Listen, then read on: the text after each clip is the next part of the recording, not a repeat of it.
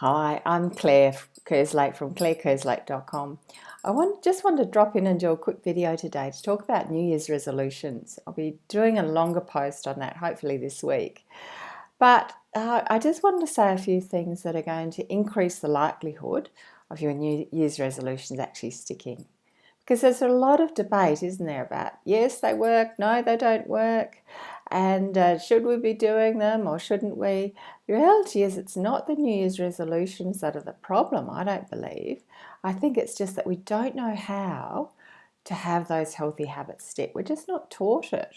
This stuff needs to be taught in schools, so it doesn't come naturally to us. I'm going to link below this video to a few blog posts that I think will be helpful, but I want to start out with a few tips that are going to help you. The first thing is start small. Any change that you're going to make, sometimes we think that we're going to do lots and lots of changes, and you might be in a position where you need to make a lot of changes, but the research tells us quite clearly that if you can start with just one or two changes, you'll naturally build on from there.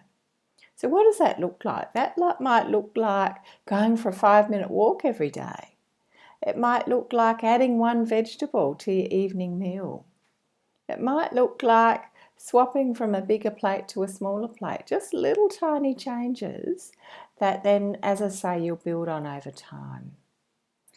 Second thing is planning. Okay, when are you going to do what you've said you're going to do? So get your diary out, pop it in the diary. Often we make some vague resolutions like I'm going to get fitter, I'm going to clean up my diet, and we don't actually pin that down. So have a little bit of thought, what you're going to do, how often, when is it going to happen?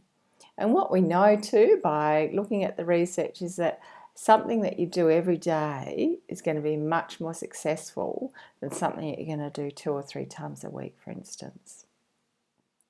So the next thing that I would like to say is our environment has got a big impact on the habits and the choices that we make through the day. And there's a lot of things that we do unconsciously.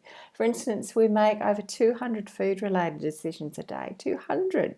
So our environment and how that is set up can make a big difference. So what's a couple of things and how that you can do to make this work for you? So one is, we've heard the advice a million times, clean out your cupboards. So just get rid of, if you can, all of those unhealthy things in your home that are making you or contributing to you making unhealthy choices.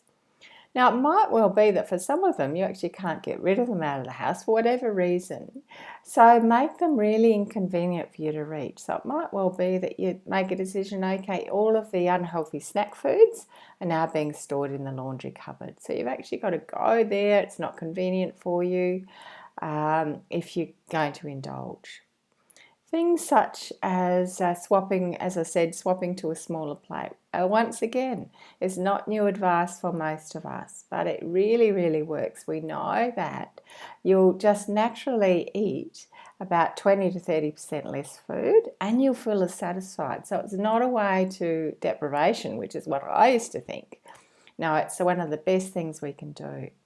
So this is an area where over time, our environment works against us because our plates used to be much smaller and they're now much larger.